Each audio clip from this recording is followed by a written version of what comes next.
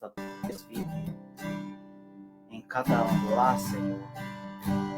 Transforma a vida de cada um nesse momento.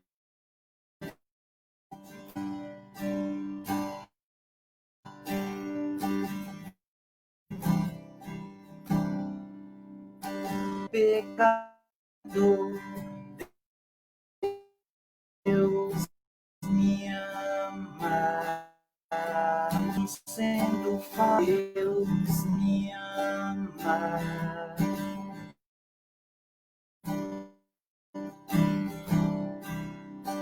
Se eu estou forte, se eu estou de pé, Deus me ama.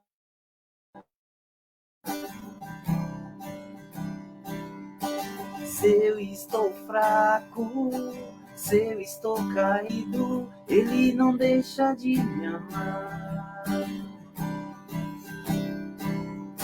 Sem seu amor,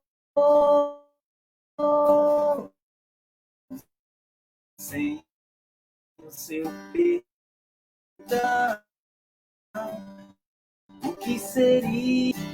Pegou seu filho pra morrer em meu lugar.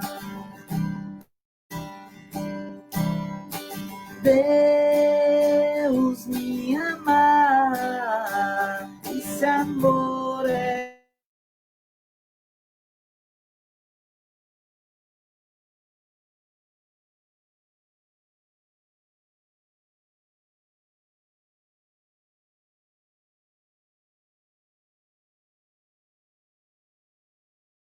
me ama pra mim.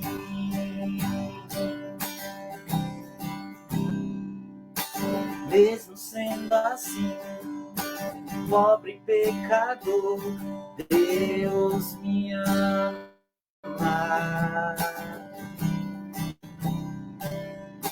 Se eu estou forte,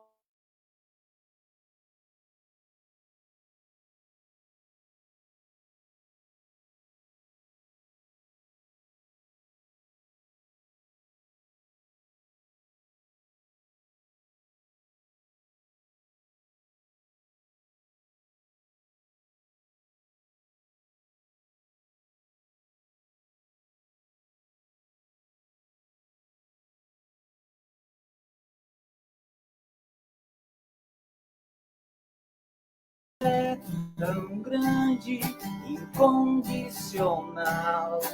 Deus me ama, está sempre de braço aberto pra mim, pra mim.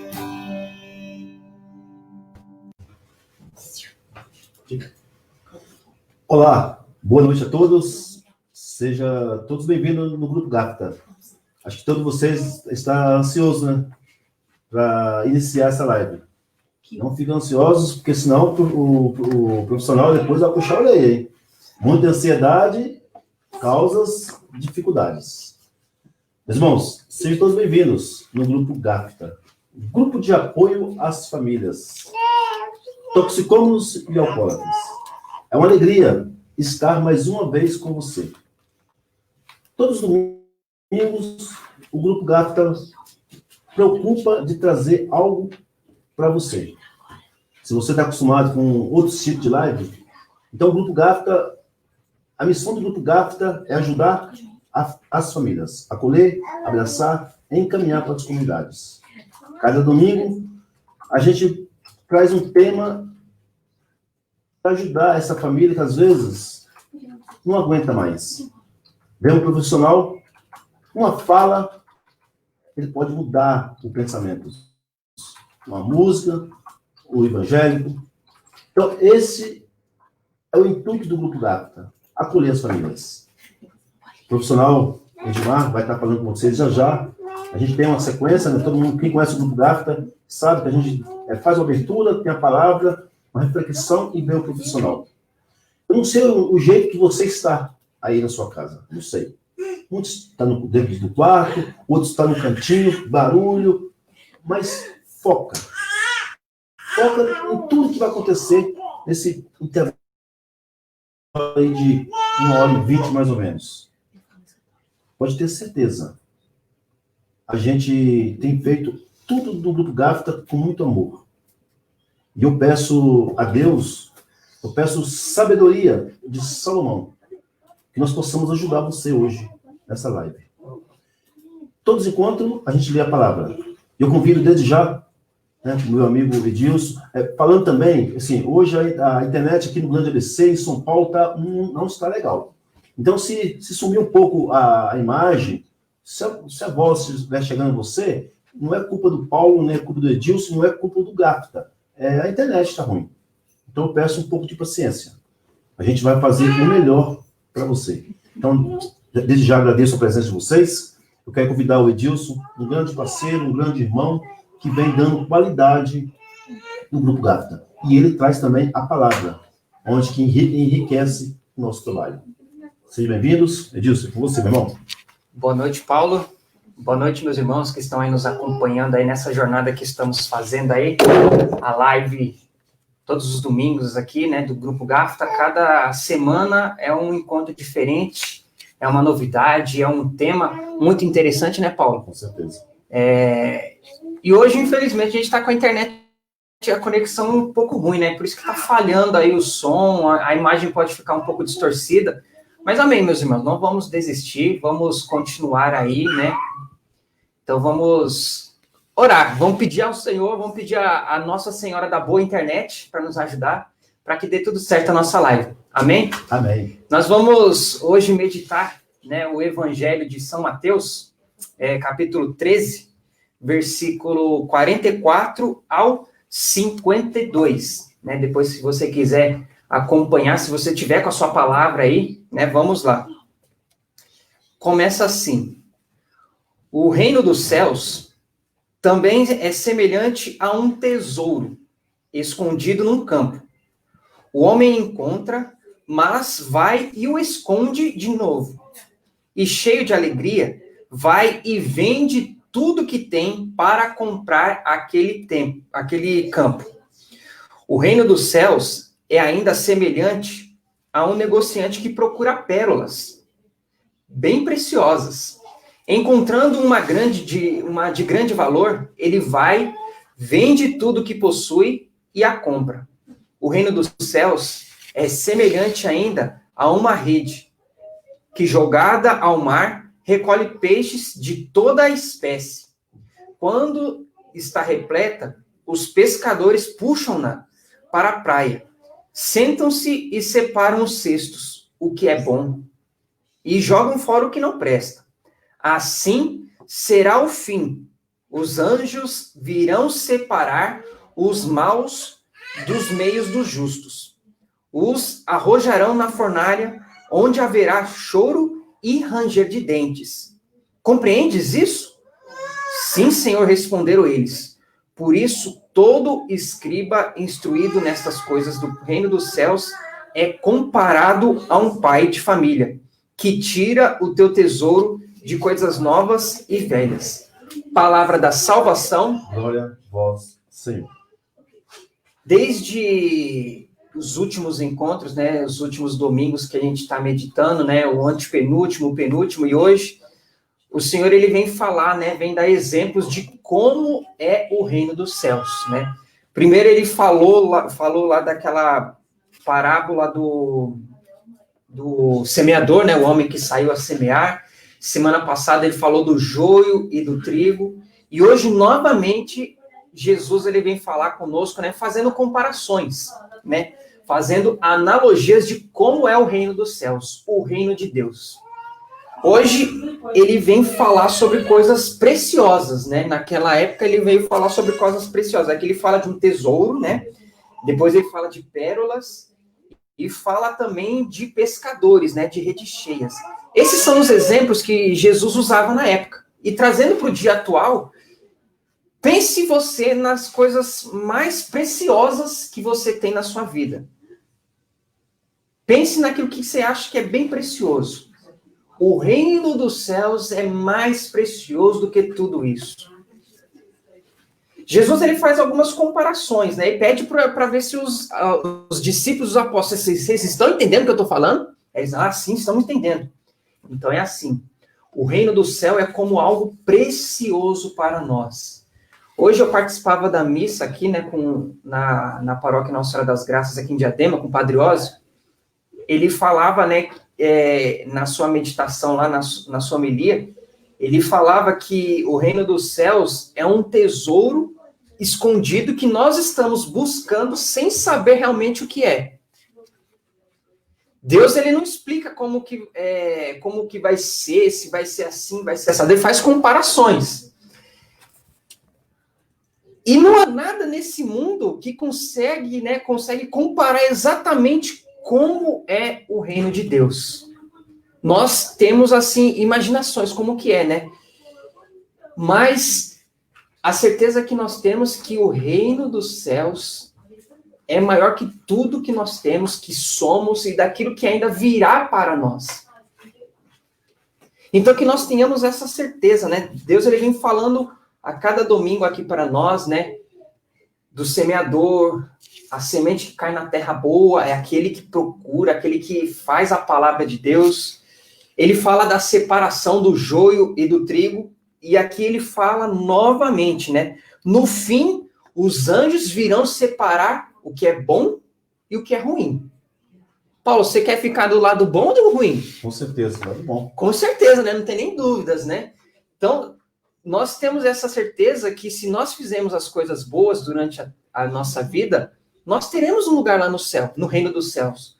E nós encontraremos este tesouro mesmo nós não sabendo como que vai ser. Mas nós tenhamos essa reta intenção, que possamos ter esse sentido na nossa vida, né? Porque se nós buscarmos aquilo que Deus quer para nós, e Deus quer o bom, quer bem para nós, nós vamos ter a certeza que nós alcançaremos o reino dos céus. Nós seremos separados dos justos e dos injustos. O reino dos céus é reservado para nós. Nós temos um lugar reservado para lá, né? Tem até aquela música do Dunga, né? O meu lugar é o céu, é lá que eu quero morar. Então, que nós tenhamos essa certeza, que lá é a nossa casa, lá nós queremos morar. E isso se nós fizermos coisas boas aqui na Terra, Paulo. Verdade. Muito bom, Edilson. As pessoas que estão entrando agora nessa live, estão preparando para uma bela de uma palestra, às vezes muitos não estão entendendo. Nossa, mas eu liguei lá, então está passando sempre no rodapé, né, Edilson? Uhum. Sempre no rodapé. Isso é experiência. E isso a gente começou na primeira live, não tinha isso. Algumas pessoas entravam na live, mas viu um rapaz tocando violão, vinha falando na palavra, aí o Edilson, com sabedoria, sabe que tem essa tecnologia, então passa no rodapé, sempre. Para você estar chegando, sabendo o que vai acontecer. Então o Grupo Gávea é isso. Todos os domingos, a gente, quando está no grupo presencial, a gente traz um tema profissional, vem psicólogos, palestrantes, coach, vem todo mundo com um melhor que o outro. Hoje, você que está aí pela primeira vez, não sei onde que você está, você tem um privilégio de ter um profissional, né, professor em faculdade, roda o Brasil dando palestra, falar de um tema. Cara, eu preciso disso, cara. Eu sou muito ansioso, Edilson. E eu, então, nem falo. Eu sou ansioso, mas meu coração fala, tem hora não vou aguentar. E se eu não me cuidar, eu não consigo cuidar do outro. Então, primeiro eu tenho que me cuidar. Então, nesse momento, agora, a minha esposa, que é profissional, professora, está se formando psicóloga cada vez que vem, mais o profissional, o Ed, né?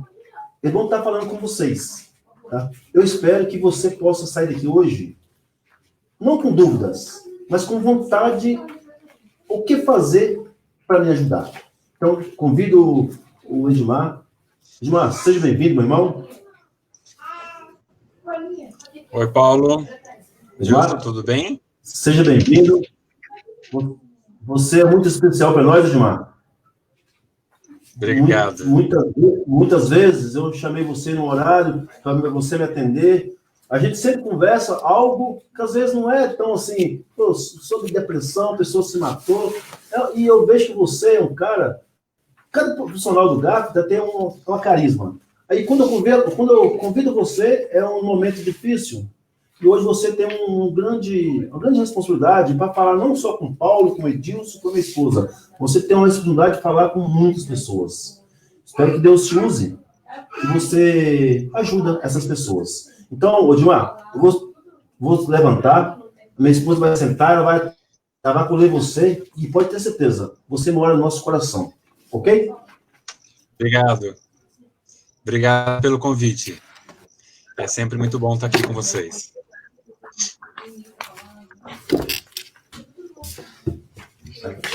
Oi, Kátia. Edmar, tudo bem? Quanto tempo, né? Tudo bem, e você? Isso. Que bom ver você aqui, Em tempos de pandemia, a gente se vê pouco, né? É verdade. A gente só tem que realmente agradecer você pela sua disponibilidade de estar fazendo esse trabalho conosco aí. A gente sabe o quão é importante, né, falar sobre ansiedade, sobre depressão, né, nesses tempos que nós estamos vivendo, né, nesses tempos difíceis. Então, gratidão sempre, tá, pela sua disponibilidade. E eu espero que você possa também aproveitar esse espaço para poder passar o seu conhecimento. Edmar Otávio. Quem é o Edmar Otávio? Sou eu, sou psicólogo, sou terapeuta de casal e família, psicólogo hospitalar, sou professor de psicologia, e estamos aí na luta, trabalhando com várias questões, né, do suicídio, depressão, ansiedade, da psicologia hospitalar, saúde mental, né, a gente vem trabalhando há muitos anos nessa área aí. Ah, legal. E hoje o tema, né, que você trouxe para nós é bem comum, né, e é bem falado, né, e ainda há muitas dúvidas, né, há muitos incógnitas, né. Então, hoje nós vamos falar sobre ansiedade e depressão. Como preservar a nossa saúde mental nesse tempo realmente difícil? E aí, como que nós estamos realmente nesse tempo difícil? Nós hoje iremos falar com você de casa, a gente quer falar boa noite. Você já falou disso para o pessoal lá compartilhar? Eu esqueci desse Você detalhe. esqueceu? O pessoal que está em casa aí, ó, vamos... Se é bom para mim, se é bom para você, pode ser bom para o seu amigo, para o seu irmão, para o seu parente. Então, compartilha. Como é que faz para compartilhar? Então, vamos lá, pessoal, para compartilhar aí pelo Facebook, se você está acompanhando pelo celular, lá embaixo tem um botãozinho escrito compartilhar. Clicando nele, ele vai abrir as opções de compartilhamento. Você pode criar uma sala, pode enviar para um amigo, pode copiar o link e até enviar pelo WhatsApp lá no grupo da família para quem você quiser. Então, vai curtindo e vai compartilhando a nossa live aí. Isso mesmo. Isso daí é uma forma de ajudar. Não é não, Edmar? Sim, com certeza. A gente entende que as informações precisam ser passadas, né? As pessoas têm muitas dúvidas, geralmente, sobre muitas coisas. Nós não sabemos de tudo, né? E nem temos essa pretensão. Então, quanto mais informação a gente conseguir adquirir, a gente conseguir passar para o outro, melhor, né? Para o nosso conhecimento e para o nosso cuidado, né?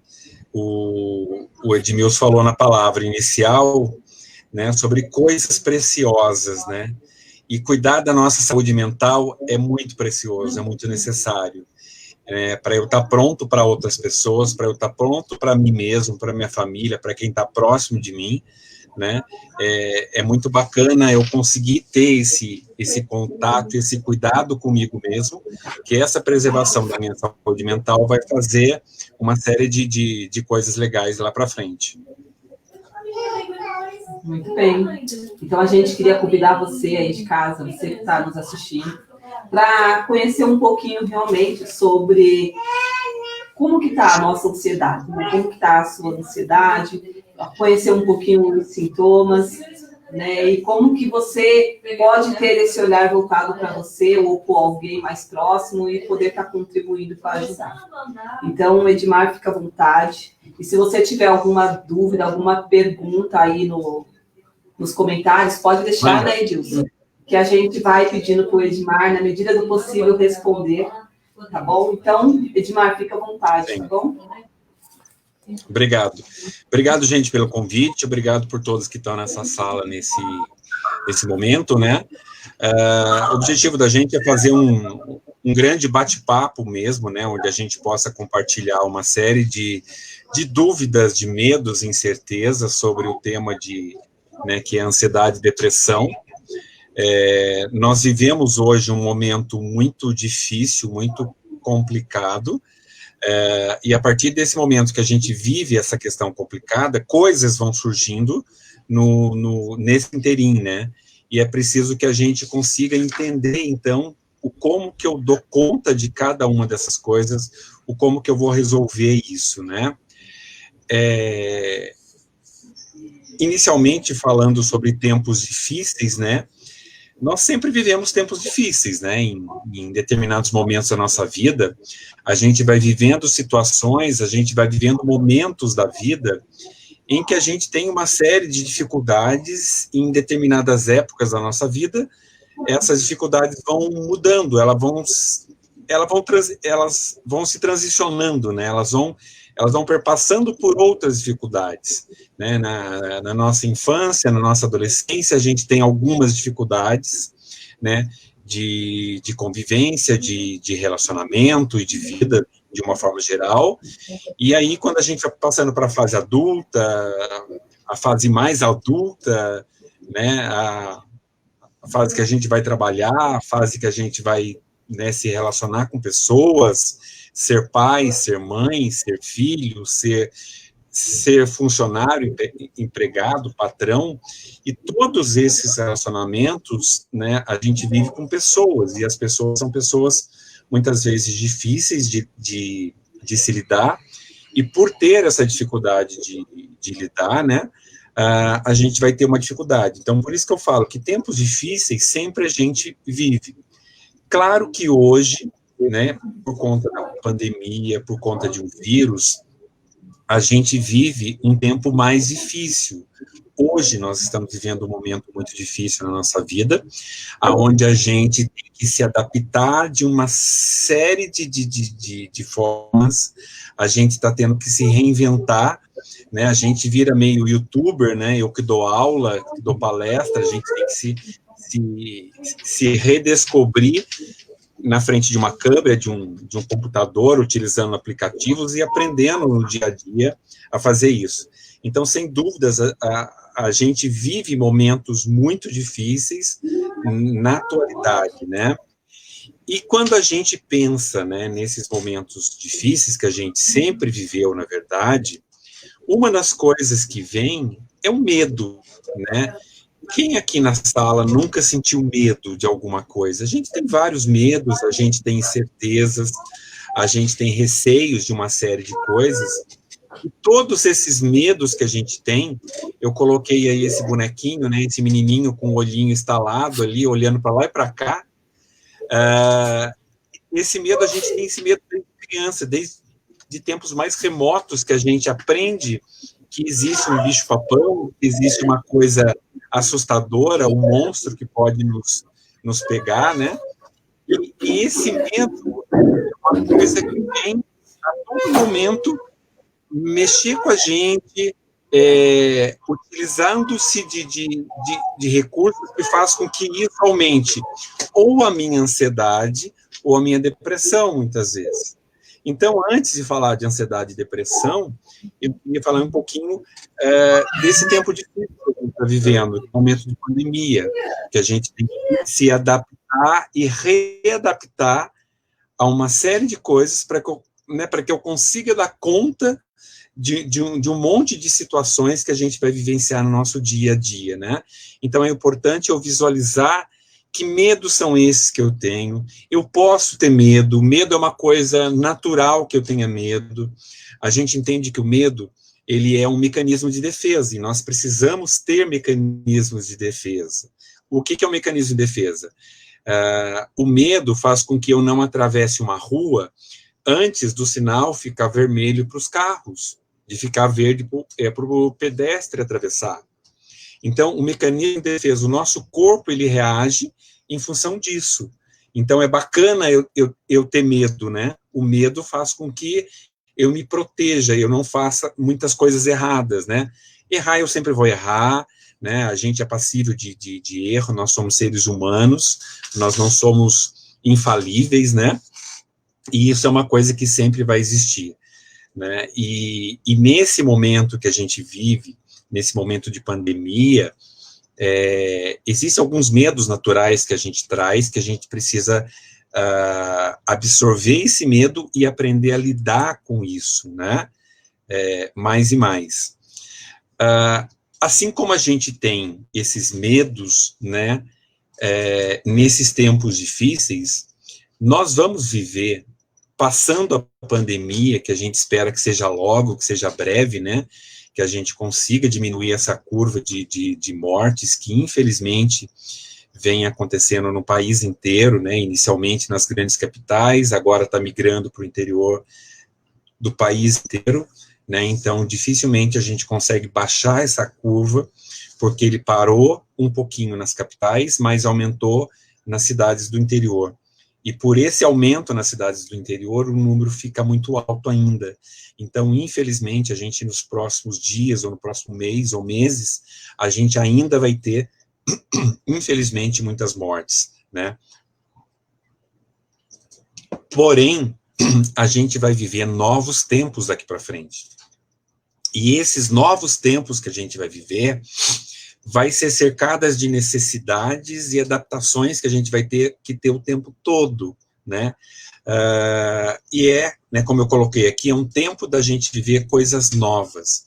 E a gente vai ter que se reinventar, a gente vai ter que pensar em novas possibilidades. Quem daqui da sala, eu acredito que muita gente nunca tinha assistido uma live, nunca tinha acessado o YouTube, nunca tinha acessado nem Facebook, Instagram, e hoje está tendo que acessar para ter acesso a esses canais, a essas formas onde a gente tem celebrações, missas, reuniões, palestras, aulas, e é a forma que tem. Então, a gente precisa se reinventar esse novo tempo, né?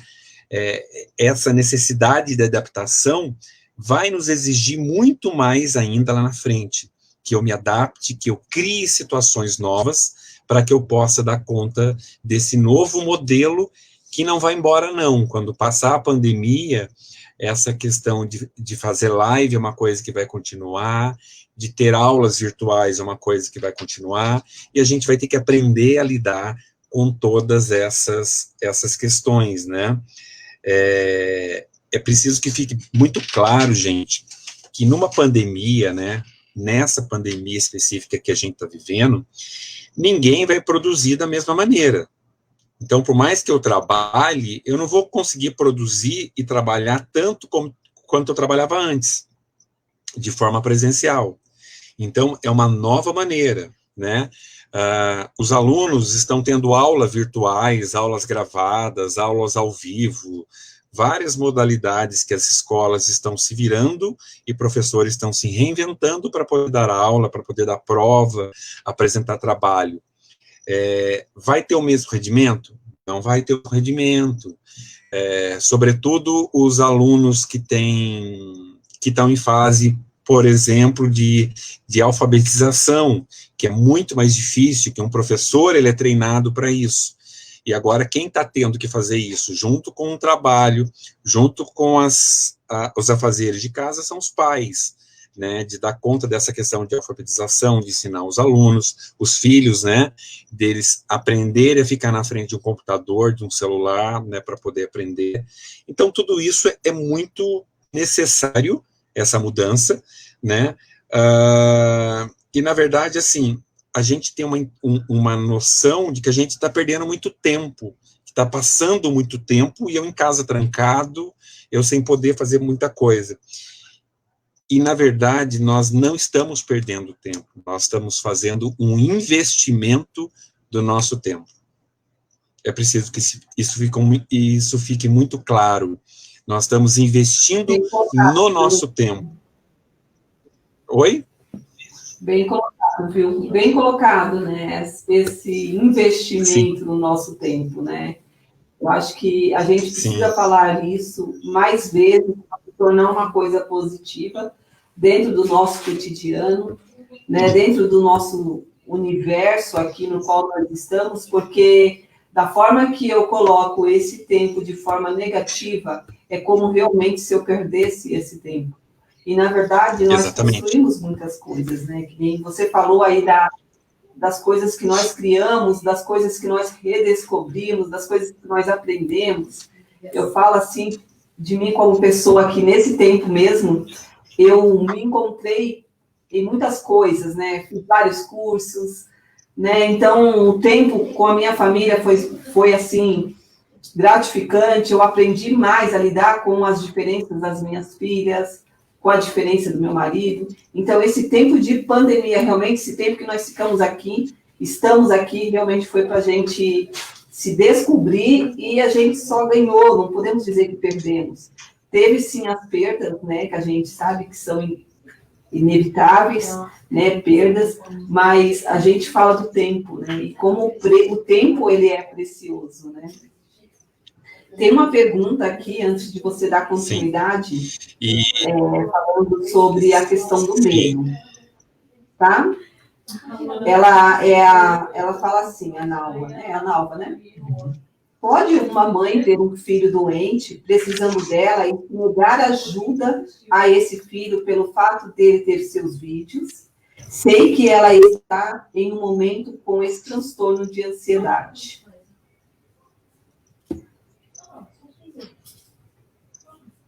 Ela pergunta se pode realmente uma mãe ter um filho doente precisando dela e ela negar essa ajuda.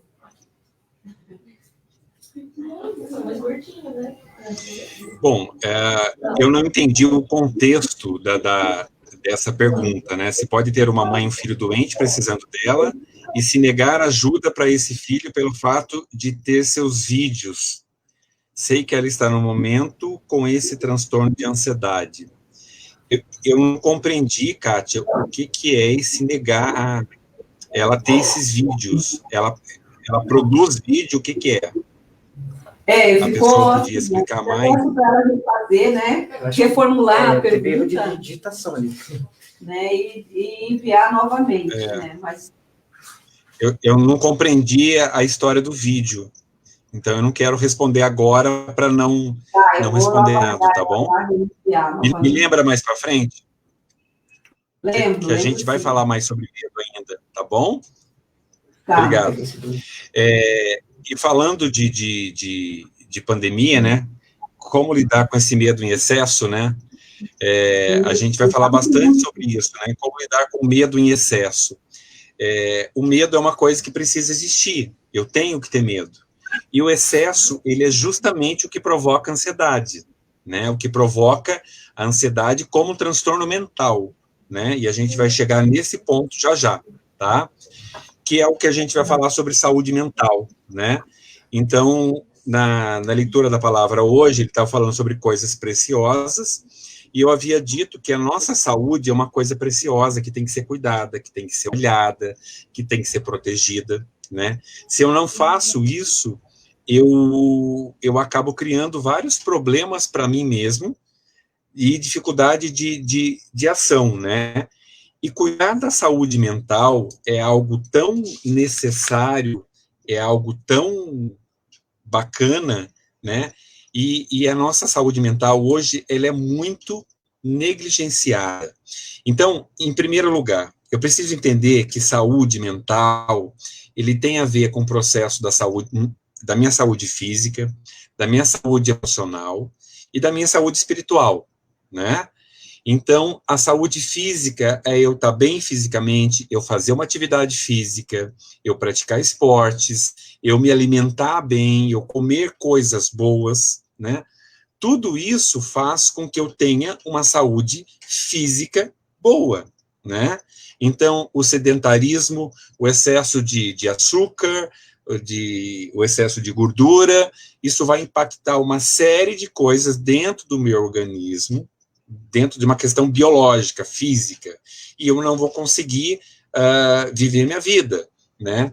O meu pai que sempre falava assim, precisa comer, saco vazio não para em pé, e é real, eu preciso me alimentar de coisas boas, alimentar bem, eu ter horários regulares, por exemplo. Uma outra questão é a saúde emocional. Eu preciso pensar na minha saúde emocional, eu preciso pensar nas minhas emoções, eu preciso pensar naquilo que eu sinto, naquilo que eu penso, naquilo que eu faço, né? Todas essas questões emocionais, elas vão impactar e são impactadas pela minha saúde física, né, por exemplo, e vão impactar na minha saúde emocional.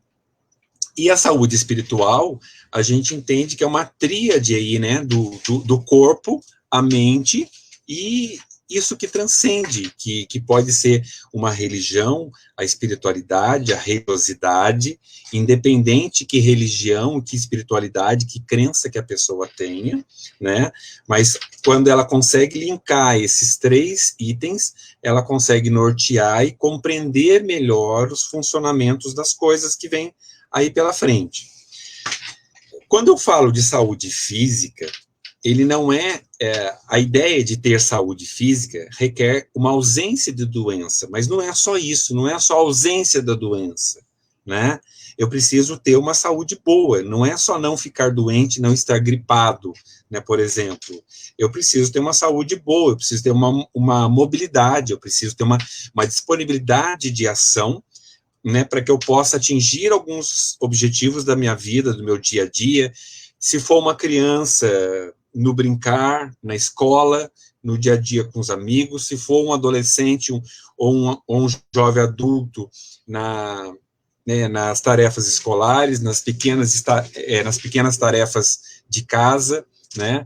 Se for um adulto que trabalha, que tem uma família, ele vai ter que dar conta desse trabalho, dessa família, enfim, é uma série de questões que a gente vai ter que pensar. Quando eu penso em saúde emocional, eu estou falando de pensamentos e relação com os outros, com as outras pessoas. Como que eu lido com outra pessoa, né? Então, qual que é a queixa da maioria dos pais hoje com relação aos seus filhos adolescentes? Onde que o filho está nesse momento? Dentro da onde, Kátia? Dentro do quarto, trancado, isolado, fechado, não é isso? Então, assim, o tempo inteiro... A preocupação deles é esse, né? Sim. É o isolamento, né? Esse isolamento, exatamente. E esse isolamento, esse distanciamento um do outro, né? O pensamento que eu tenho que ter no outro, a relação que eu tenho que ter com o outro é uma necessidade para eu ter contato com o mundo, né? Muitas vezes as pessoas, ela está conectada com um amigo lá do outro lado do mundo, um amigo que está lá no Japão, mas ele não fala com a mãe que está no quarto ao lado, né? Então, esse distanciamento, esse isolamento, a gente está tão próximo dos outros e tão longe ao mesmo tempo, né? Então, eu preciso pensar numa dinâmica onde eu consiga entender que eu preciso me relacionar com as pessoas, né? E quando eu falo na saúde espiritual, né, é aquilo que eu disse, é uma crença que nos faz sentido. Qual que é a crença que te faz sentido, né? É uma religião? É uma religiosidade? É uma seita? É uma oração? É um grupo? É estar em um lugar, né? Isso são coisas que reforçam o nosso vínculo com o sagrado que eu determinei como o meu sagrado, como o meu elemento, como o meu norte, né? E a gente acredita em certas coisas, a gente segue uma religião, a gente gosta da fala de um padre, de um pastor, a gente admira a vida de um santo, por exemplo, de uma pessoa, de um mártir, né? Por quê? Porque isso faz sentido com esse sagrado que eu crio o tempo todo, né? Isso é preciso que fique muito claro que isso está tão interligado o tempo todo com as questões, seja de família, escola, trabalho e amigos, que uma coisa está ligada à outra, né? A família, ela tem um lado sagrado de ser família, a família tem um lado sagrado de promover a minha saúde física, intelectual, emocional e espiritual. A escola é onde eu tenho o aprendizado, né, onde eu absorvo conteúdo, onde eu faço amigos, né, onde me relaciono com as outras pessoas, e que nesse momento esse relacionamento está muito perene, ele está muito pequeno, né? Porque a gente só está se falando pela internet, a gente não está tendo contato com ninguém, né? Não está tendo aulas, né, presenciais, né? Até o trabalho, muitos trabalhos não estão sendo presenciais, a não ser aqueles que são essenciais e necessários. E todas essas coisas a gente precisa entender que faz parte da nossa saúde mental, né? Olhar para tudo isso é uma grande necessidade que a gente tem para nortear e dar conta daquilo que eu preciso, né? E aí a gente entra na questão da ansiedade e da depressão, né? Em primeiro lugar... Oi? Posso fazer uma colocação aí? Né? Deixa a gente colocar o pessoal a par, né? O pessoal que está chegando agora, né? Na live e não compreende realmente o que é essa live, né?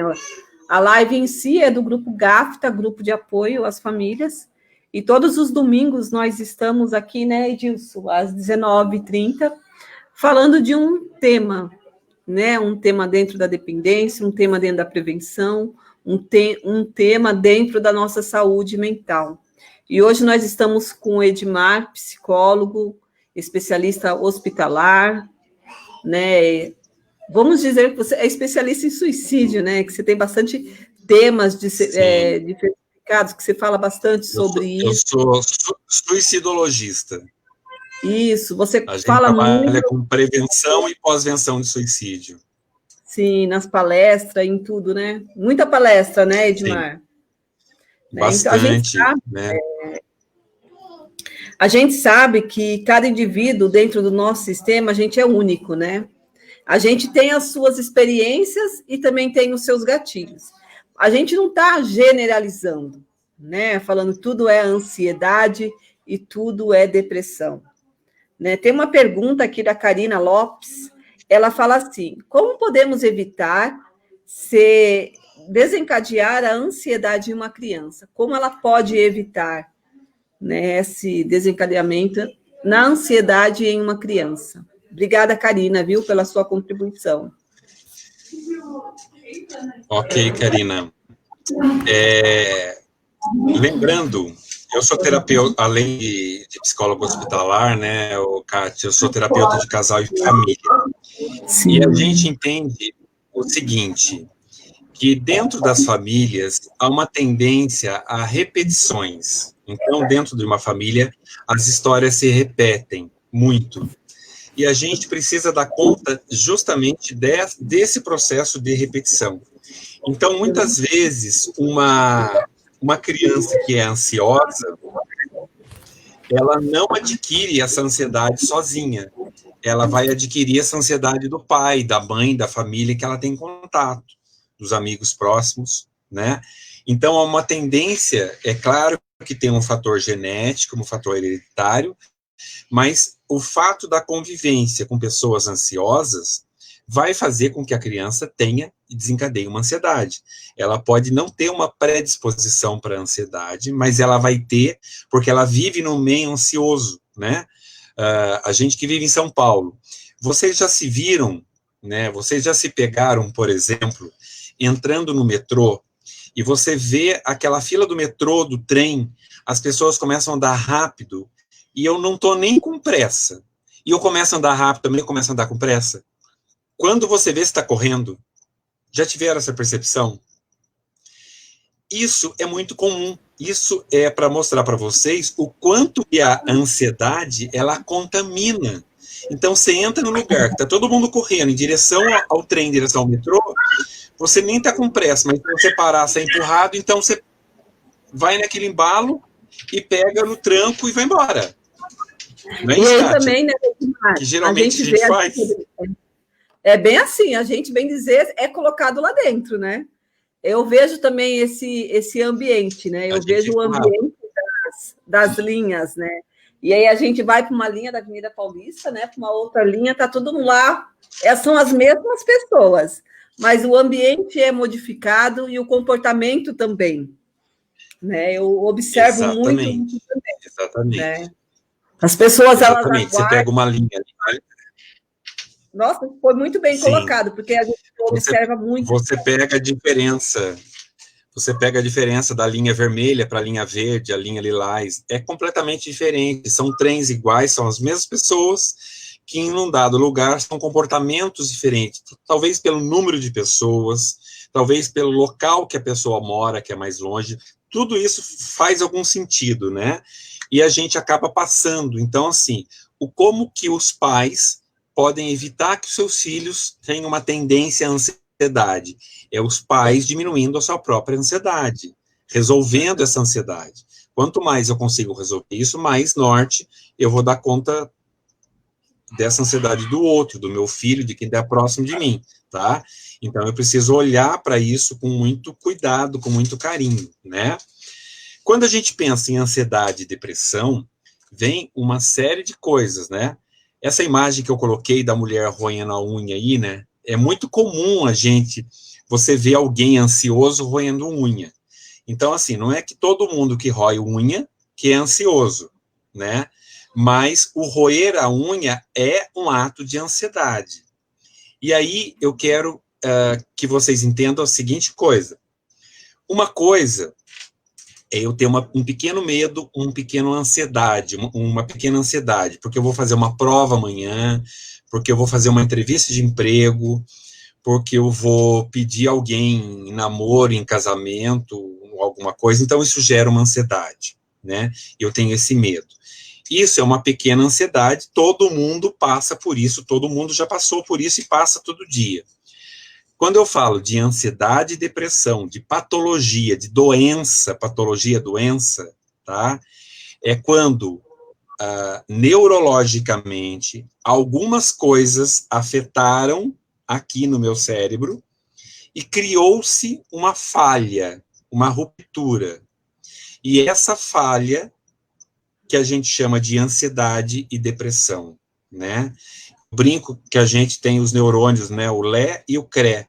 Quando o Lé e o Cré não se conversam com o outro, né? Quando há uma falha, ele precisa ter o quê? Precisa ter um remédio que faça com que esse funcionamento se dê, né?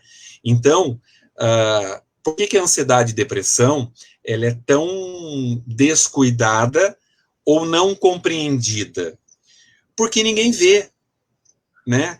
Quando eu quebro uma perna, quando eu quebro um braço, eu coloco um gesso e você me vê com o braço engessado, mancando, enfim.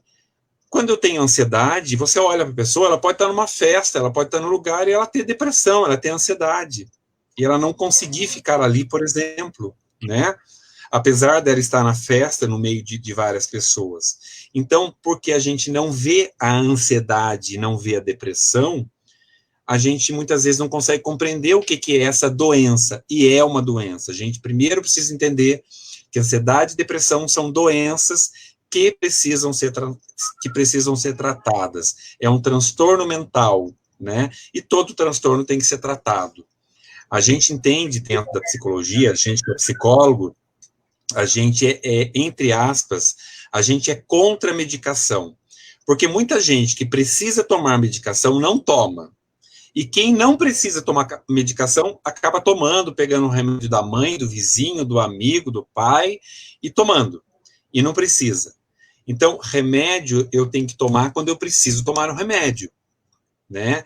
Então, assim, quem de vocês aqui que já teve alguma questão, alguma infecção, e foi num médico, num clínico geral, e ele passou um remédio que você deve tomar durante 8 dias, né? Por exemplo, um antibiótico.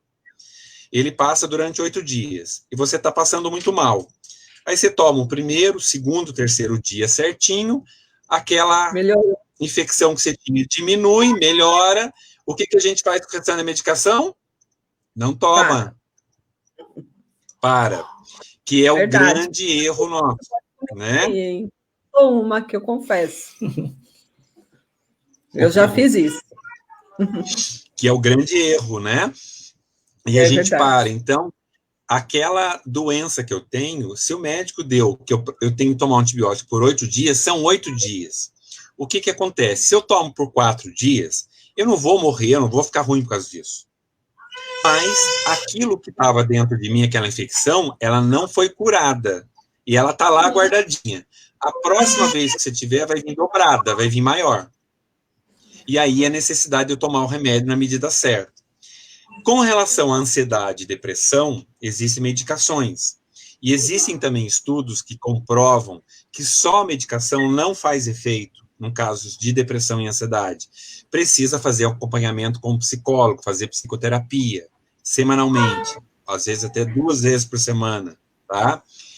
E o que acontece? O remédio para ansiedade e depressão não é igual um paracetamol, que eu tô com febre, que eu tô com dor de cabeça, eu tomo, ele age na minha corrente sanguínea, em 20 minutos a febre passa, a dor de cabeça passa, não é assim?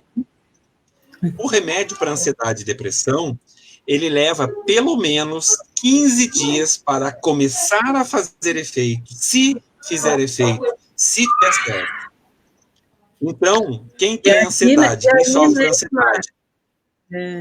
A pessoa que ela está tomando esse medicamento, aí uma semana toma, 2 dias, 3 dias, não faz efeito nenhum, né? Que ela acredita que não vai está fazendo efeito, né? Nos primeiros dias não faz mesmo, e aí ela acaba parando, interrompendo realmente esse tratamento. Exatamente. Por isso que remédio para ansiedade e depressão é muito difícil de se dar, porque nem sempre a pessoa passa todos os sintomas para o médico, né? Então, muitas vezes, ele não sabe o que a pessoa tem. Gente, vocês sabem qual que é o profissional médico que mais receita remédio psiquiátrico? Deveria ser o psiquiatra, né? Mas não é. É o cardiologista. Cardiologista também? É o cardiologista. É o que mais receita remédio psiquiátrico. Porque todo mundo que está mal, que tem uma ansiedade, que está depressão, dá uma taquicardia, o coração dispara, e a pessoa vai aonde? Eu não vou no psiquiatra, porque eu não sou louco, né? Então vai no cardiologista, que é mais fácil. Se meu coração está batendo acelerado, eu vou no cardiologista. O cardiologista vê que não é nada cardiológico, dá-lhe remédio psiquiátrico. Por isso que o cardiologista é o que mais receita remédio psiquiátrico, sem ter a disponibilidade de fazer isso. É claro que qualquer médico pode receitar qualquer remédio, porém, o psiquiatra sabe das questões psiquiátricas, o cardiologista não, mas acaba receitando para acalmar a pessoa, porque vê que a pessoa tem uma ansiedade, porque vê que a pessoa tem uma depressão de fato, a pessoa muitas vezes tem receio de procurar um psicólogo, um psiquiatra, não vai no médico, não vai no psicólogo, não trata da saúde mental, né? E a gente viu na palavra, né, que a gente tem coisas preciosas, e como eu disse, a nossa saúde mental é preciosa, precisa ser cuidada, medicada, tratada, fazer terapia, procurar psicólogo, procurar profissionais habilitados para cuidar disso, né?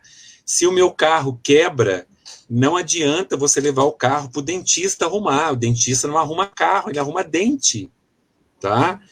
E você vai ter que levar o carro no mecânico, e não adianta levar o carro no mecânico de moto, porque o mecânico de moto só arruma moto, ele não arruma carro. Ele pode até ter noção, mas ele não arruma. E as pessoas têm um achismo, né, de achar que, leva lá que fulano resolve, dá um jeitinho, o jeitinho brasileiro, e vai empurrando, né? E com isso vai descuidando da sua saúde mental, né? Então, entenda que saúde mental, ansiedade e depressão são doenças que precisam ser cuidadas, que precisam ser olhadas. Se eu não fizer isso, eu vou ter uma série de questões, tá? Tem alguma pergunta aí, Kátia, já ou não? Sim. Tem algumas. O Ailton, Diga. ele fala, muitas das vezes o medo não está ligado na insegurança e na falta de firmeza das pessoas, que já põe na cabeça antes de sair de casa e acaba não conseguindo. Então, ele fala sobre isso, né? Que muitas das vezes esse medo que ele tem está ligado na insegurança e na falta de firmeza, e acaba ele colocando na cabeça e não conseguindo sair, né, de casa por esse motivo, por esse fator. Sim. Já ouviram aquela frase, né, que quando a gente quer muito alguma coisa, o universo conspira a nosso favor, né? Então, quando eu desejo muito alguma coisa, magicamente aquela coisa acontece. E na mesma proporção, quando eu tenho muito medo de realizar alguma coisa, o medo faz com que eu paralise e eu não consiga realizar as coisas. Por quê? Insegurança tem a ver com uma série de situações, com uma série de vivências que eu tenho da vida, né? E por conta dessas inseguranças, desses medos, o que vai acontecer? Vai fazer com que eu crie uma paralisia, que eu não faça. E vai ser natural eu não fazer. Porque às vezes é uma pequena coisa que eu tenho medo, eu não faço. E aí, quando eu tiver um medo maior, tiver que fazer uma coisa maior, eu também não vou fazer. Então, eu preciso aprender a resolver pequenos problemas para que eu consiga resolver problemas maiores. Então, o que muitos pais, por exemplo, eles fazem? Para que o filho não sofra, o pai e a mãe resolvem todo o problema do filho. Quando o filho tem que se deparar com um problema, ele não consegue resolver. O filho vai fazer uma tarefa de casa que ele não sabe fazer, o pai vai lá e faz, que está sendo muito comum na pandemia, né? Sim. Que tem que entregar, então o pai vai e faz. Que informação que esse pai está passando para o filho? Qualquer problema que você tem, o papai resolve, mamãe resolve. Como que vai crescer essa criança? Com medo, com ansiedade, né? Quando ele tiver que fazer uma prova, fazer um trabalho, ele não vai conseguir, porque foi absorvido. É aquilo que eu falei. O medo, a ansiedade é uma coisa que contamina, as pessoas passam para outro. O pai e a mãe acabam passando esse medo, essa ansiedade. Então, eu preciso modificar esse padrão para que eu possa, né, sobreviver a isso. E que essa insegurança, essa falta de firmeza, né, como ele disse, ele tem a ver com a disponibilidade que eu tenho de fazer as coisas. Quando eu tenho mais disponibilidade, eu consigo fazer mais. É um processo natural aí, tá? Mais alguma Edmar, tem. A Miralda Gomes, ela pergunta assim, eu tenho uma sobrinha que tem muito medo de quem já morreu. É normal isso? Sim, é normal. Você ter medo de quem já morreu, ou você tem medo de quem é vivo, né? Eu prefiro ter medo de quem é vivo, né? Geralmente. Ele traz mais riscos aí, né? O que acontece? As pessoas que têm medo de quem já morreu é porque alguém, de novo, eu vou bater na mesma tecla. Alguém disse para essa criança... Alguém disse para essa criança que a pessoa que morreu pode vir puxar sua perna, pode vir fazer qualquer coisa, né? Então, esse medo, ele é colocado nessa criança. Alguém colocou esse medo, né?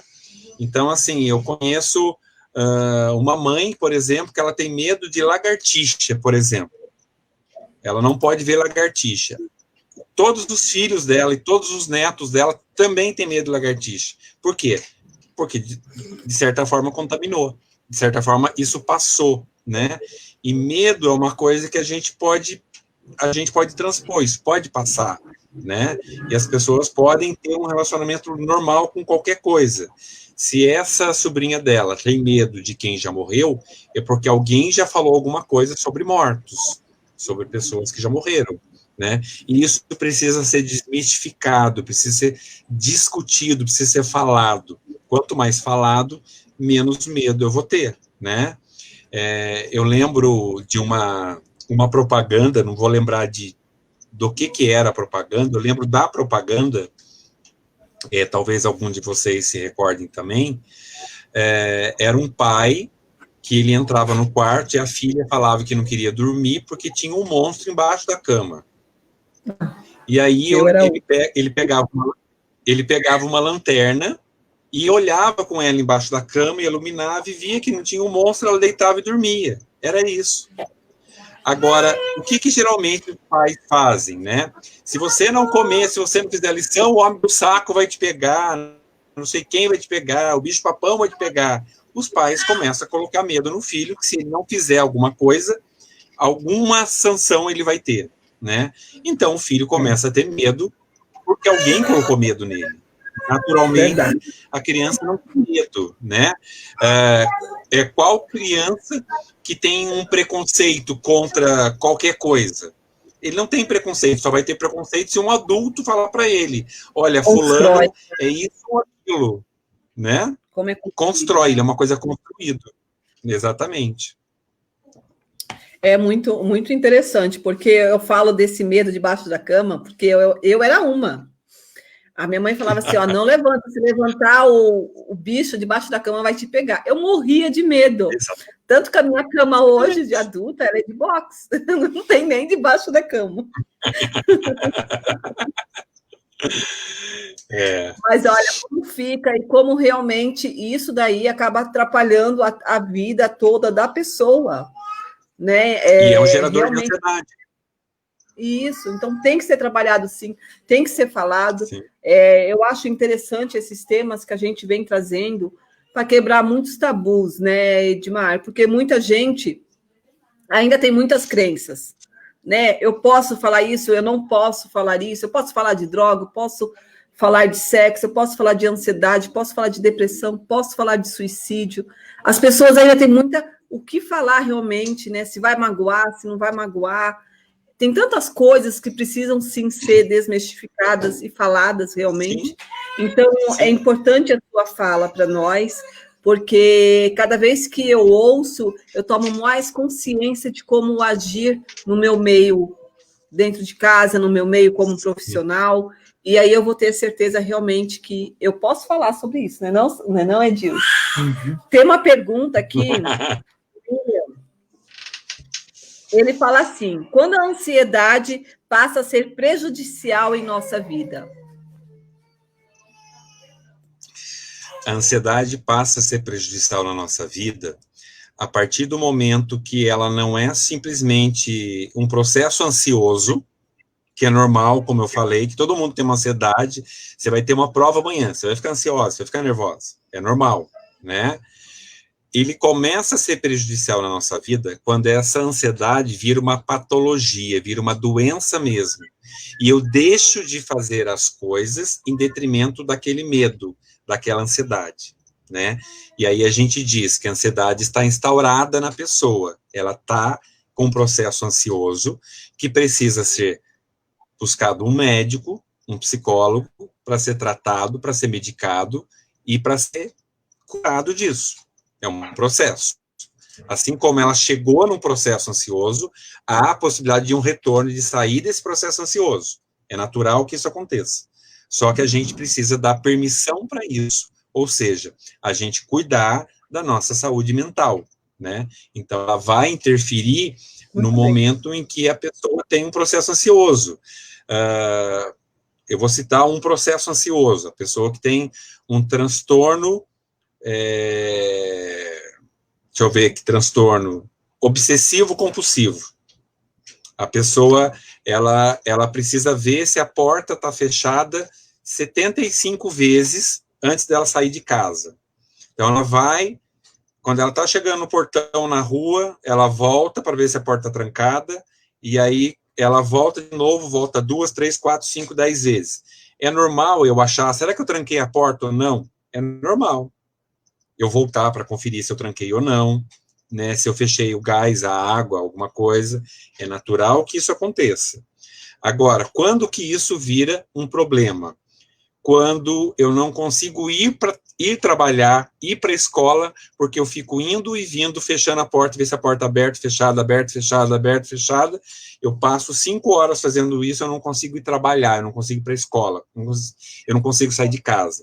Aí vira um transtorno obsessivo-compulsivo, que é uma compulsão que a gente chama, que precisa ser tratada. Né, fala, Edmar, sobre isso, né? É TOC, né? Se eu não me engano. Que fala sobre isso. TOC. É bem interessante. Sim. Aí. Já fica aí na indicação que você está assistindo para compreender um pouquinho sobre isso que o Edmar falou. Edmar, tem umas perguntas aqui, tá? Eu vou falar para a gente dar continuidade, por causa do nosso tempo, né? A Marilis, ela Sim. fala assim, as atividades físicas podem diminuir o transtorno de ansiedade? Marili, isso? Isso. Marili, o melhor remédio que existe no mundo para ansiedade é atividade física, tá?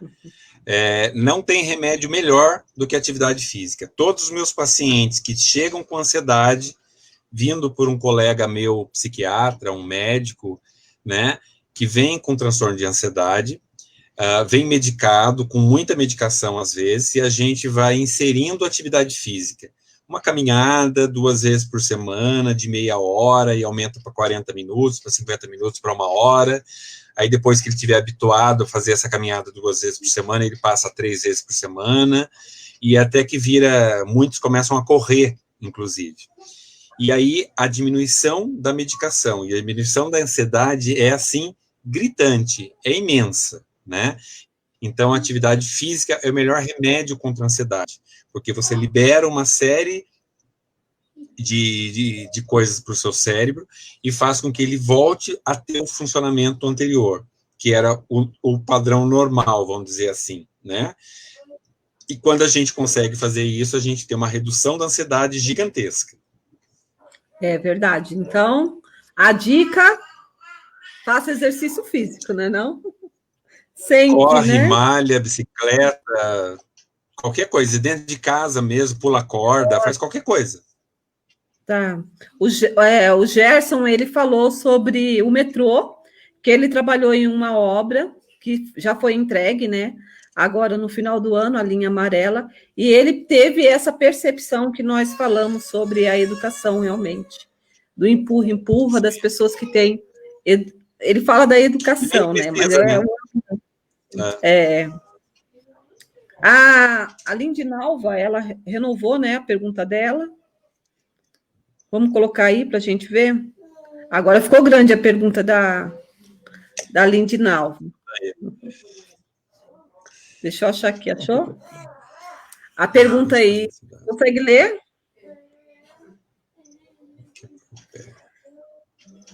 Bom, a pergunta é uma mãe que está com ansiedade devido a essa pandemia. Aí ontem o filho caiu e quebrou o pé. Então ela pediu para levar roupas para ele, mas ele se negou falando que não ia devido à pandemia. Como uma mãe por causa de uma situação. Porque não enfrentar mãe, tudo... ainda está confusa. Mas eu acredito que ela quer falar sobre, em vez do vídeo, vício, né? O vício com álcool. O que eu entendi mais ou menos é que assim a mãe, né, ela tem o medo de sair de casa e isso impede até de ajudar o filho, né? Eu acho que é nesse sentido. Sim.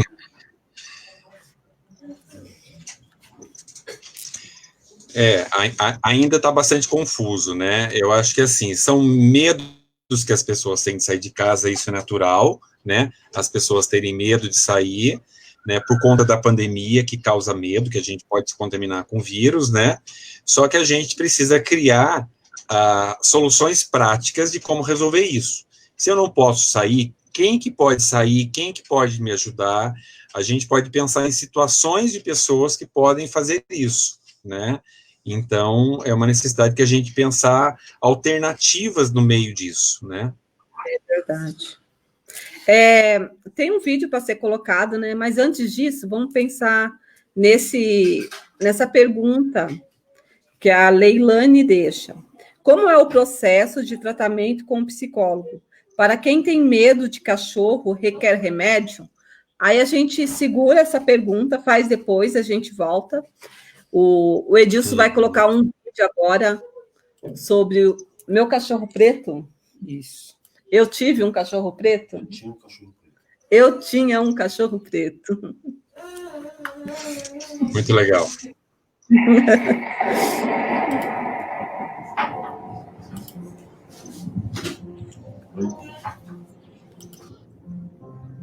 Eu tinha um cachorro preto. Seu nome era Depressão. Sempre que o cachorro aparecia, eu me sentia vazio e a vida parecia tornar-se mais lenta. Ele me surpreendia com uma visita sem razão ou ocasião. O cachorro preto me fazia parecer e me sentir mais velho do que eu era. Enquanto o resto do mundo parecia aproveitar a vida, eu via tudo através do cachorro. Atividades que antes me traziam prazer, subitamente pararam de fazê-lo. O cachorro preto adorava arruinar o meu apetite. Ele mastigou a minha memória e minha capacidade de concentração. Com ele, era necessária força sobre-humana para fazer qualquer coisa. Em eventos sociais, ele espantava para longe qualquer confiança que eu tinha. Meu maior medo era ser descoberto. Eu me preocupava que as pessoas iriam me julgar. Por causa da vergonha e do estigma do cachorro, eu estava sempre preocupado em ser descoberto. Então investi vastas quantidades de energia para escondê-lo. Manter uma mentira emocional é exaustivo. O cachorro podia me fazer pensar e dizer coisas negativas. Ele podia me deixar irritado e de difícil convívio. Ele tomava o meu amor e enterrava a minha intimidade. Ele adorava me acordar com pensamentos negativos e repetitivos. Ele também gostava de me lembrar o quão cansado eu estaria no dia seguinte. Ter um cachorro preto não é se sentir triste ou para baixo. É pior. É não ter a capacidade de sentir. Eu envelhecia e o cachorro preto ficava maior, aparecendo toda hora. Eu tentava espantá-lo, mas frequentemente ele vencia. Cair se tornou mais fácil do que se levantar novamente. Então eu me tornei bom em me automedicar, coisa que não ajudava de verdade. Em certo ponto, me senti totalmente isolado de tudo e todos. O cachorro preto tinha finalmente conseguido sequestrar minha vida. Quando se perde a felicidade em viver, você começa a questionar qual é o motivo da vida. Foi quando eu procurei ajuda profissional, meu primeiro passo para me recuperar e dar uma reviravolta em minha vida. Descobri que não importa quem você é, o cachorro preto afeta milhões de pessoas. Todos podem ser afetados por ele. Não existe pílula mágica. Medicação ajuda alguns. Outros precisam de outra abordagem. Também aprendi que ser emocionalmente sincero com as pessoas próximas pode mudar tudo. Acima de tudo, aprendi a não temer o cachorro preto e até o ensinei alguns truques. Quanto mais cansado e estressado você está, mais alto ele late. Aprenda a ter a mente serena. Exercícios físicos são tão eficientes quanto medicamentos para tratar a depressão. Ande ou corra e deixe-o para trás. Colocar seus sentimentos no papel pode ser catártico e revelador. Lembre-se das coisas às quais você é grato. Não importa quão ruim a sua vida esteja, tomar os passos certos e conversar com as pessoas certas fazem os dias de cão passar. Eu não diria que sou grato ao cachorro preto, mas ele tem sido um professor incrível. Ele me forçou a reavaliar minha vida. Aprendi que, ao contrário de correr dos meus problemas, devo abraçá-los. Quem sabe o cachorro preto faça sempre parte da minha vida, mas ele nunca será a fera que já foi. Nós temos um acordo. Por meio do conhecimento, paciência, disciplina e humor, até o pior cachorro preto pode ser curador. Se você está com problemas, Nunca tenha medo de pedir ajuda. Não existe vergonha alguma em fazê-lo. A única vergonha é deixar a vida passar.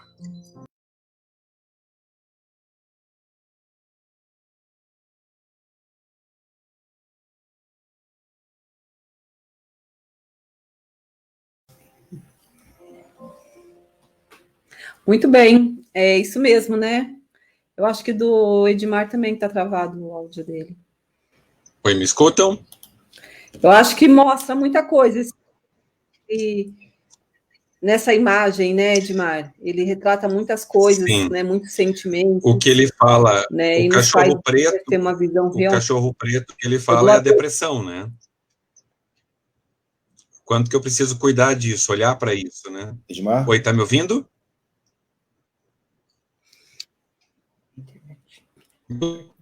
A internet eu acho que está ruim um pouquinho. Escutam? Né? Mas é isso mesmo, esse vídeo é a gente rever muitas coisas no nosso meio, de como realmente eu posso adoecer se eu não tiver esse olhar voltado para mim. Né? Se eu não começar a olhar para mim mesma, né, Paulo? E ver como está a situação no meu ambiente, como que está a situação no meu todo, eu vou realmente fazendo da minha vida cada vez mais como o cachorro preto, né? Ele vai crescendo.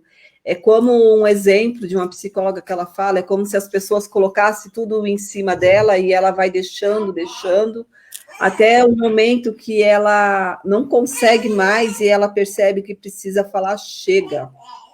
Às vezes, em muitas vezes da nossa vida, em nossa situação, a gente precisa, sim, falar chega, se perceber e procurar ajuda.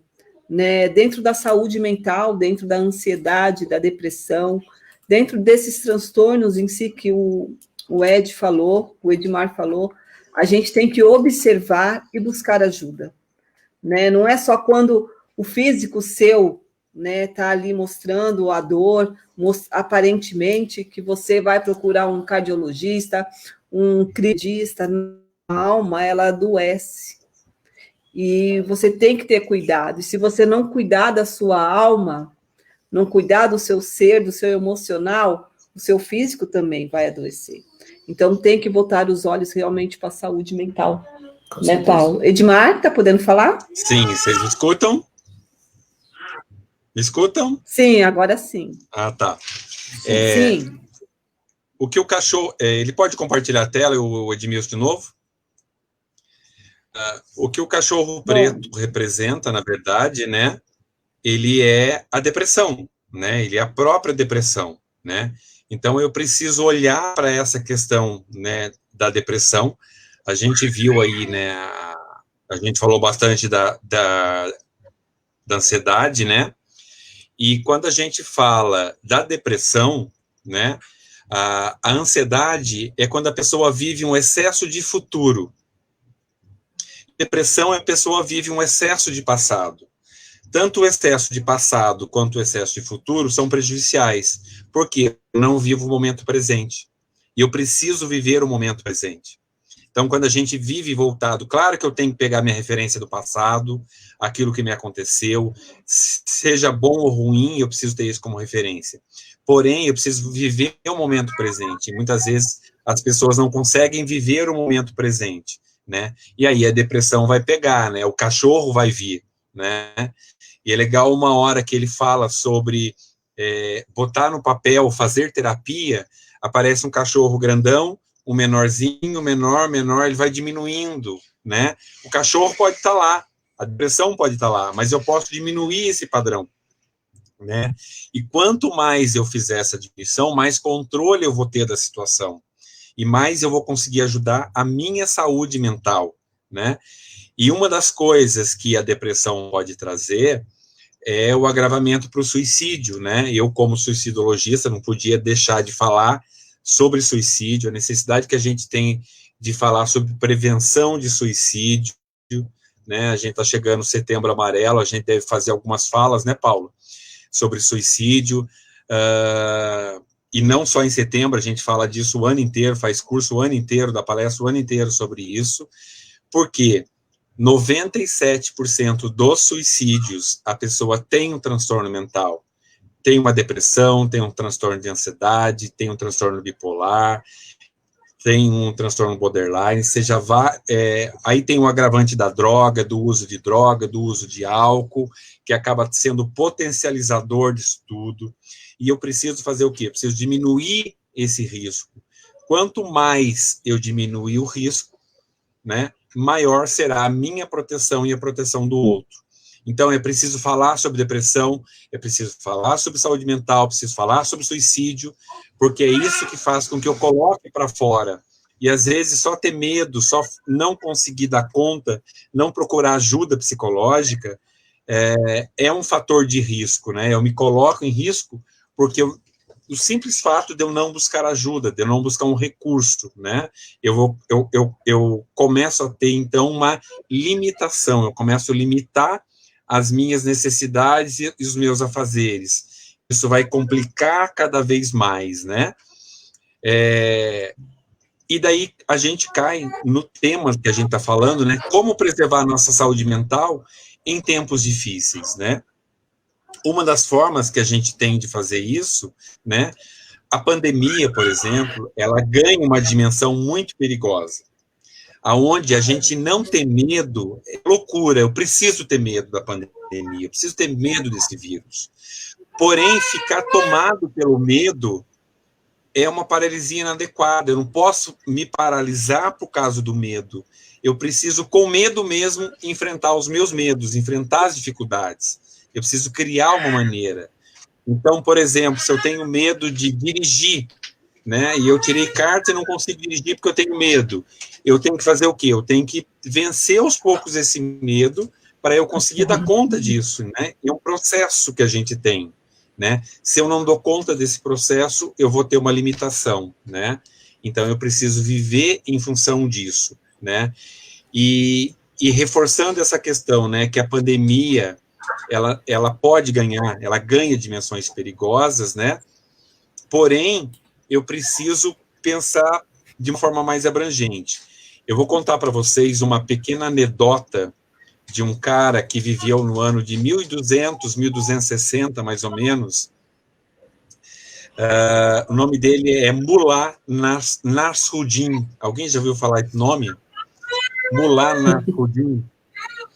Ele conta uma história assim, que ele estava numa praça pública e, de repente, ele viu se aproximar dele a peste.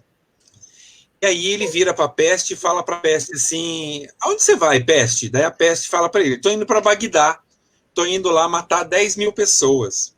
Ele fala: como assim, peste? Você vai matar 10 mil pessoas? Que coisa horrorosa.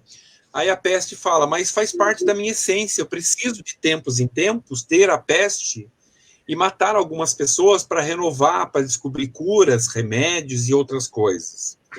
E o Nasruddin fica muito bravo com a peste, e a peste vai embora para Bagdá matar as 10 mil pessoas.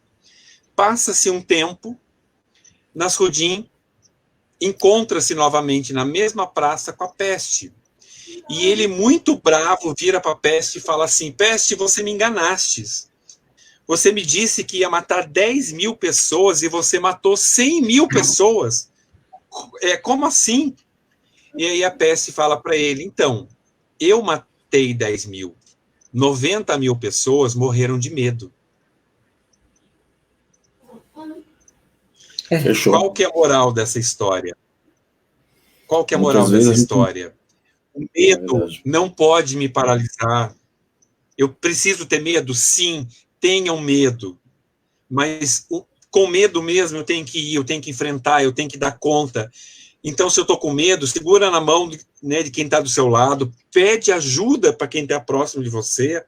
Se eu sou fraco, eu não consigo suficientemente, pede ajuda da mãe, do pai, do marido, da esposa, do namorado, do colega, do padre, do pastor, de qualquer um, né, do psicólogo, do médico, né?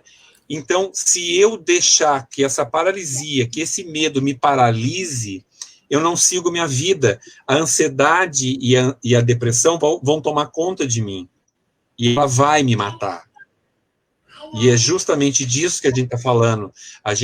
Para a gente salvar a vida, a gente precisa desenvolver outras coisas, outras potencialidades. E nós temos inúmeras né, potencialidades, só que eu preciso dar vazão para isso. E, na medida do possível, eu preciso fazer com que eu consiga fazer isso. Muito bem. Edmar, validando tudo que você falou, né?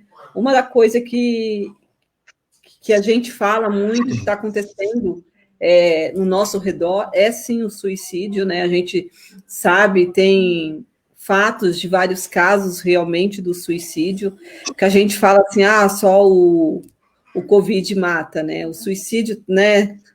Se a gente for colocar em base, aí tem matado muitas pessoas, né? O número é alarmante, né? E é, dentre outros, dentro da adolescência, né? Do que validando o que você falou do início, né? Que nós temos sim que olhar os nossos jovens, observar, né?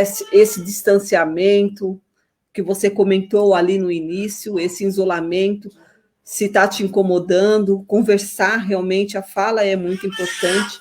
Eu gostaria que você comentasse um pouco sobre isso, né, dentro da adolescência, né, e também você comentasse um pouquinho sobre a pessoa que perde, né, o enlutado. Eu gostaria que você comentasse um pouquinho sobre isso, porque sim, a pessoa partiu, mas a dor de quem fica, né, realmente ela é imensa, e eu gostaria que você partilhasse um pouquinho do seu conhecimento para essa pessoa que está aí, né, nos assistindo, e perdeu alguém, né, e não está sabendo lidar com essa situação, porque é difícil realmente este momento de luto, e eu gostaria que você partilhasse um pouquinho dentro da sua compreensão. Na semana passada, eu acabei um curso que eu dei em 3 semanas, em 3 dias, né, que eu dei um curso sobre morte e luto, né, o manejo em tempos de crise. Tinham pessoas, mais de 200 pessoas de 19 estados do país, né, fazendo o curso. Foi muito bacana. Eu tenho esses cursos gravados, depois eu vou passar o link para a Kátia e para o Paulo, eles podem disponibilizar, tá, no meu canal no YouTube, vocês podem verem esse curso onde eu falo sobre isso, né, e é onde eu falo um pouquinho também sobre suicídio. Foi um curso de 8 horas, então tem 3 vídeos de 2 horas e 40 cada. Então está bem abrangente, onde a gente fala sobre vários tipos de luto, manejo, e, né, sobre morte, sobre suicídio, sobre vários fatores. Falar sobre suicídio é uma necessidade, as pessoas têm medo, suicídio é um tabu, as pessoas têm medo, têm receio, têm vergonha de falar, porque o meu filho se matou, porque meu marido se matou, porque meu pai e minha mãe se matou. Então as pessoas têm muita vergonha disso. E não é algo que é para ter vergonha, porque é um problema de saúde mental, é um problema de saúde pública, que precisa ser tratado, precisa ser diagnosticado, precisa ser medicado, e muitas vezes as pessoas não falam, não fazem, e vai guardando, chega um momento em que ela não consegue dar conta daquilo. Uma das reações que os jovens vêm tendo já há muito tempo, e recentemente aumentou isso, é a automutilação, por exemplo, né? A dor que a pessoa tem é tão grande aqui dentro, que ela não consegue lidar com essa dor que está aqui dentro, e ela acaba se cortando, se automutilando, para provocar uma dor no corpo, no braço, na perna, seja lá onde for, maior do que a dor que ela sente aqui dentro. Então, quando ela consegue falar dessa dor, ela passa a não se mutilar, a não se automutilar, a não se cortar. Isso é uma necessidade que as pessoas têm, de falar sobre isso, para que não faça algo de ruim para ela, né? Porque numa dessas, dela se automutilar, dela se cortar, ela pode errar a mão, ela pode se cortar demais, ter um sangramento maior, e ela pode vir a óbito por um corte, que teoricamente ela não tinha intenção de se matar, e ela acaba morrendo por suicídio, e tem por conta de uma mutilação. Né? E tem que ser muito observado, né? Eu acho que a pessoa que está próxima ali, ela tem que sim se aproximar da pessoa, olhar o todo, né? Eu acho esse contato dentro do ambiente familiar, ele é muito necessário, né? Não deixar esse isolamento ficar tão distante, né?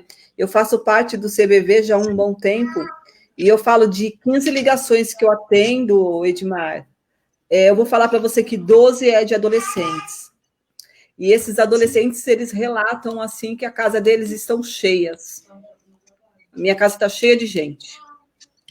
Mas eu não tenho ninguém para conversar. Estou sozinho. Sim. Eles falam desse jeito. Edmar. Edmar. Sim. A plateia está nos acompanhando. Eu falo assim, o codependente, o profissionais, a gente tem tantos assuntos que se deixar, a gente se perde e vai até amanhã, porque é muita conversa. Então a gente tem que deixar esse gostinho para as famílias, para buscar ajuda. O Edmar, ele já tem uns 3 anos que eu conheço ele, a gente está indo em vários lugares, dando palestra, em escola, empresas, em rádio, eu fui na rádio várias vezes. Então, você que quer contratar o Edmar para ele dar uma palestra na escola, ou fazer uma terapia com ele, entre em contato com ele, deve estar o contato dele aí. Tem o contato dele no Instagram. Edmar, eu gostaria que você fizesse suas comparações para o final, para as pessoas saber o que o Edmar pode estar ajudando essa família, indicando essas pessoas para estar buscando ajuda. E a gente vai dando agradecimento, porque o tempo nosso já está estourando. É verdade. Você pode dar a sua finalização, Edmar? Sim, claro. Em primeiro lugar, eu gostaria de agradecer essa oportunidade. É muito bom a gente poder falar, a gente poder discutir. É necessário essa fala, é necessária a escuta, né? Procurem ajuda profissional, procurem um terapeuta, procurem um psicólogo, procurem um médico. Entendam, né, como eu disse, a medicação não é algo fácil de se dar, ela leva tempo, então tem que ter paciência. Então, quando a gente fala de ansiedade, depressão, principalmente nesse momento que a gente está vivendo, é uma necessidade que a gente tem que ter de um cuidado muito maior, muito mais abrangente, para que a gente dê conta do todo, né?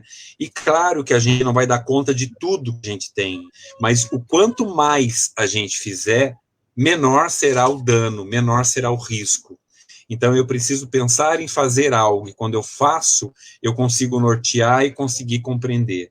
Então, é isso que eu preciso fazer, né? Eu coloquei aqui meus contatos, tem meu e-mail, meu celular, meu Skype, aí tem o meu Instagram, né? O Paulo tem meu contato, a Kátia tem, e quanto mais a gente puder fazer isso, melhor, né? Para que a gente consiga nortear e consiga dar respaldo, porque precisa ser para ontem, gente. Não dá para esperar semana que vem, mês que vem, quando a pandemia passar. Essa pandemia pode durar mais 1 mês, 2 meses, 1 ano, 2, e daí? Eu vou ficar esperando? Não dá para esperar.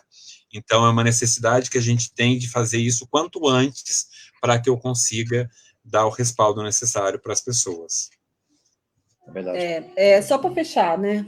O Paulo, ele fala, o Paulo, ele fica nos segurando, né? Porque Paulo tá aqui, ó. A gente tem que ter Paulo, e aí é só para fechar realmente, porque a gente falou da ansiedade, a gente falou da depressão, do suicídio, mas eu queria fechar realmente com o enlutado, porque eu queria que você falasse também dessa pessoa que perdeu o seu ente querido.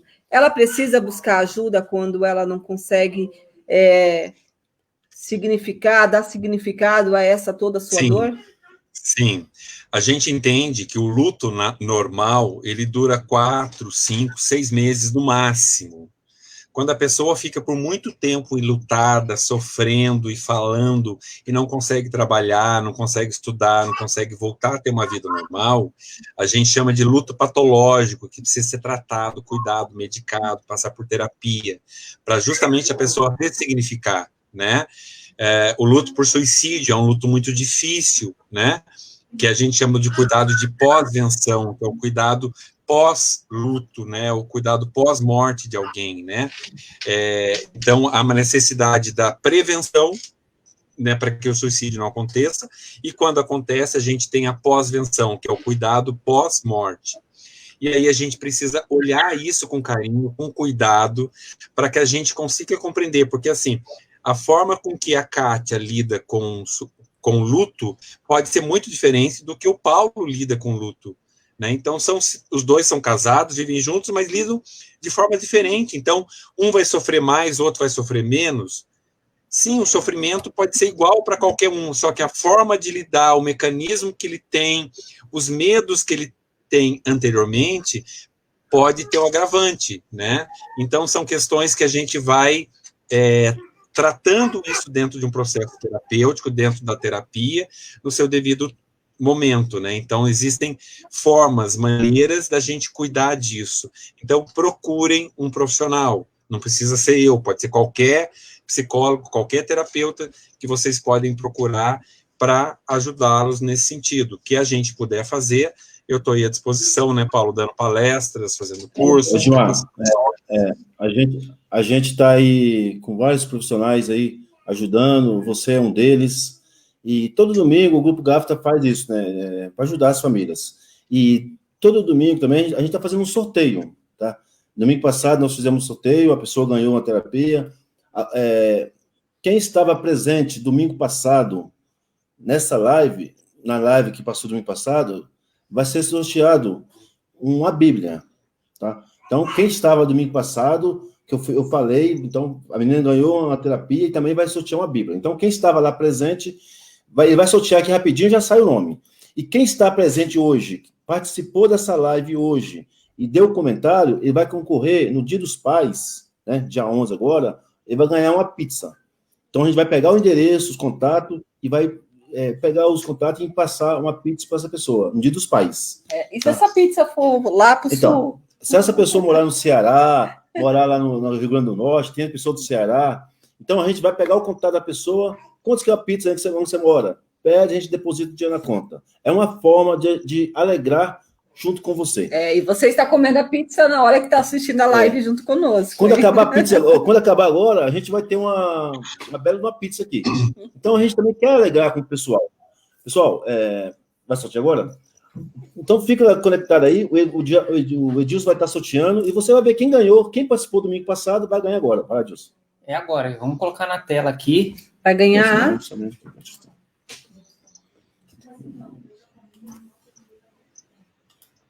Vamos lá, já estou compartilhando a tela aqui. Da semana passada, né? A transmissão que a gente fez semana passada do Grupo GAFTA.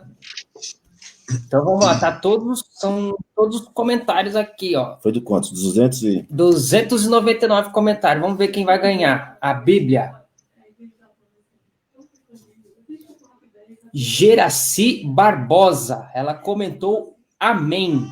Amém. Amém. Eu aceito a Bíblia. Olha, que bom. Amém. Muito bom. Peraí, a gente vai compartilhar depois o resultado.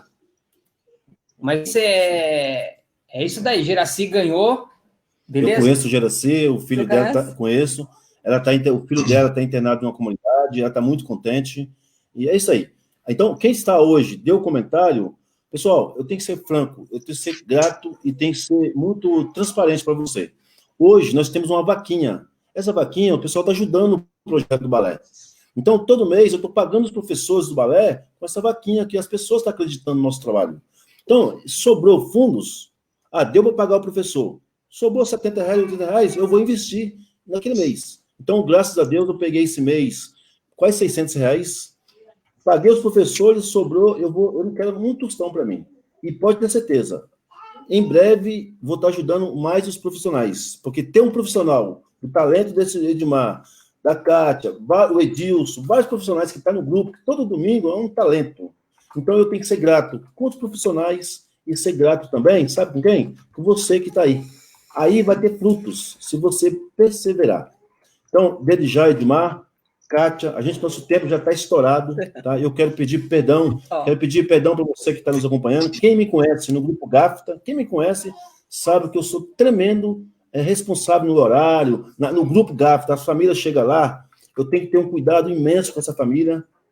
8 horas, das 9 às 11, não tem das 9 às 11h30, meio-dia. Então, eu só tenho que encerrar isso tudo, agradecer vocês, tá? Deus que abençoe a cada um de vocês. Tem uma oração da Serenidade que ela fala assim, ó, eu seguro a minha mão na sua e uno no meu coração, para que juntos possamos fazer aquilo que sozinho eu não consigo. Concedei-me, Senhor, a serenidade necessária para aceitar as coisas que eu não posso modificar, coragem para modificar aquelas que eu posso, e sabedoria para distinguir uma das outras. Só por hoje funciona. Força, fé e esperança. O segredo está na próxima. Domingo que vem tem um tema muito legal. Meu filho está nas drogas. E agora? Vou internar? Calma. Então, domingo vai ter uma comunidade aqui junto com a gente, a comunidade Um Novo Recomeço, o responsável deles lá, vai ter uma partida bem legal. A fala deles pode ajudar você. Então, desde já, quero agradecer a equipe. O Edilson está preparando a música final. Deus que abençoe a cada um de vocês. Eu amo a cada um de vocês. Primeiro eu, segundo eu, terceiro eu. Aí, expande, vai ter você. Obrigada, Amém? gente. Gratidão pelo dia de hoje.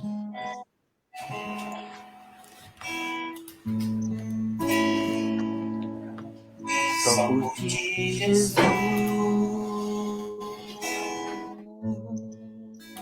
quero me consumir como vela que queima no altar.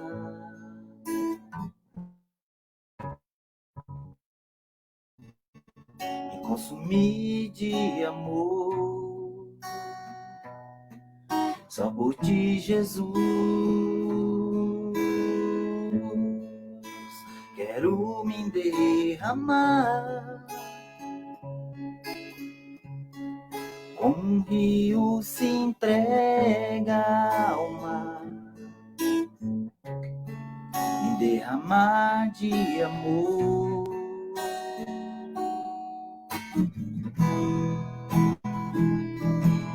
Pois tu és o meu amparo, o meu refúgio, és a alegria de minha alma.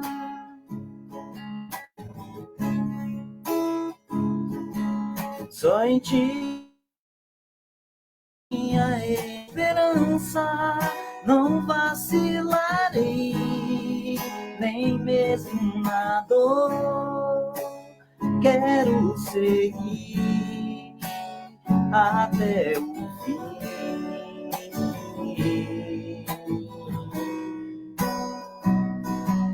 Pois tu és o meu amparo, o meu refúgio, és a alegria de minha alma.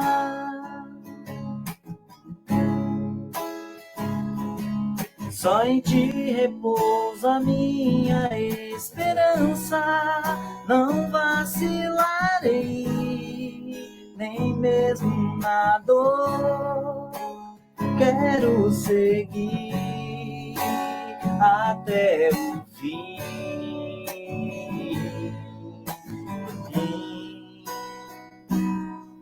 Só por ti, Jesus,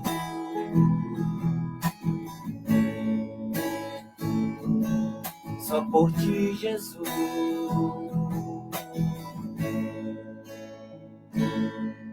só por ti, Jesus.